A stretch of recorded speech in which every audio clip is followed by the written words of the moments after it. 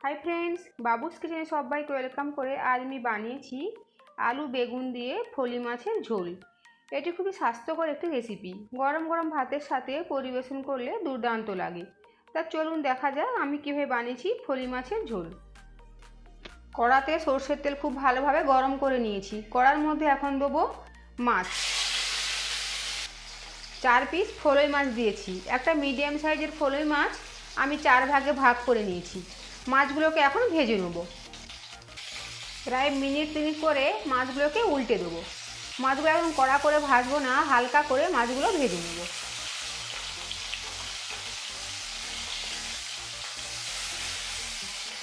মাছগুলো উল্টে দিয়েছি, এবার অপর পিঠটাও ভেজে নেব। মাছের দু সাইডটা ভাজা হয়ে গিয়েছে, এখন তুলে নেব।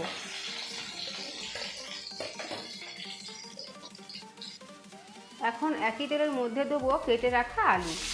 আলুগুলো আমি লম্বা লম্বা করে কেটে নিয়েছি। আলু তেলের সাথে ভালোভাবে মিশিয়ে নেব। আলুর মধ্যে দেবো অল্প পরিমাণে লবণ। লবণ আলুর সাথে নেড়ে চেড়ে ভালোভাবে মিশিয়ে নেব। সমস্ত উপকরণ খুব ভালোভাবে মিশিয়ে নিয়েছি। এখন আলুটাকে ঢেকে দেবো 3 থেকে 4 মিনিটের জন্য। গ্যাসের ফ্লেম একদম কমানো রয়েছে। ঢাকাটা সরিয়ে নেব। মাঝে ঢাকা খুলে নেড়ে দিয়েছিলাম। আলু ভাজা হয়ে গিয়েছে, সাথে সাথে আলু সেদ্ধও হয়ে গিয়েছে।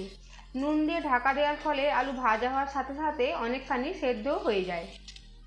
আলুগুলো এখন তুলে নেব। আলুগুলো তুলে নিয়েছি। এখন এই একই তেলের মধ্যে দেবো কেটে রাখা বেগুন। বেগুনের মধ্যেও দেবো অল্প পরিমাণে লবণ, অল্প পরিমাণে হলুদের গুঁড়ো। সমস্ত উপকরণ খুব ভালোভাবে মিশিয়ে নেব। খুব ভালোভাবে সমস্ত কিছু মিশিয়ে নিয়েছি। এখন বেগুনগুলোকে লাল করে ভেজে নেব। বেগুনটাও ভাজা হয়ে গিয়েছে, এখন তুলে নেব। এই একই তেলের মধ্যে দেবো ফোড়নের জন্য 5 ফোড়ন আর একটা তেজপাতা। ফোড়নটাকে একটু ভেজে নেব। ফোড়ন ভেজে নিয়েছি। এর মধ্যে দেবো ছোটো সাইজের কোচানো টমেটো, দেবো আদা বাটা, জিরে বাটা। সব কিছু খুব ভালোভাবে নেড়ে চেড়ে নেবো একবার। সব কিছু মিশিয়ে নিয়েছি। এর মধ্যে দেবো হলুদ গুঁড়ো 1 চামচ, লাল লঙ্কার গুঁড়ো 1 চামচ, দেবো অল্প পরিমাণে একটু জল। সমস্ত উপকরণ আবারও ভালোভাবে মিশিয়ে নেব। খুব ভালোভাবে মিশিয়ে নিয়েছি। এখন এই মশলাটাকে কিছুক্ষণ সময় নিয়ে কষিয়ে নেব। মশলা খুব ভালোভাবে কষিয়ে নিয়েছি। এখন এই মশলার মধ্যে দেবো ভেজে রাখা আলু। আলু মশলার সাথে মিশিয়ে নেব। আলু মশলার সাথে মিশিয়ে নিয়েছি। এর মধ্যে এখন দেবো পরিমাণ মতো জল।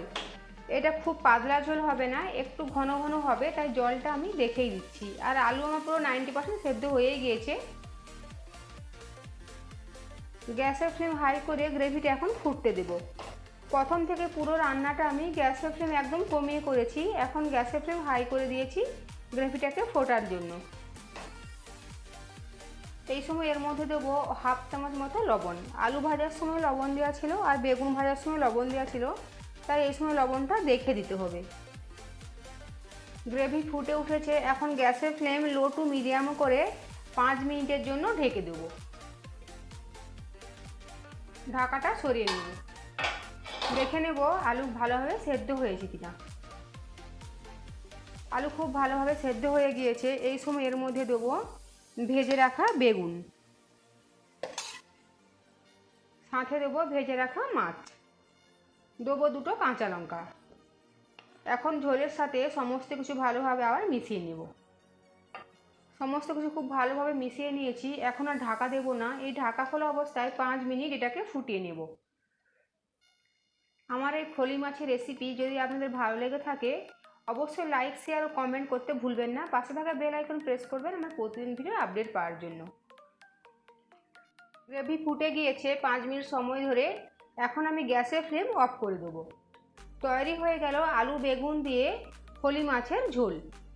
গরম গরম ভাতের সাথে এটাকে আমি পরিবেশন করব।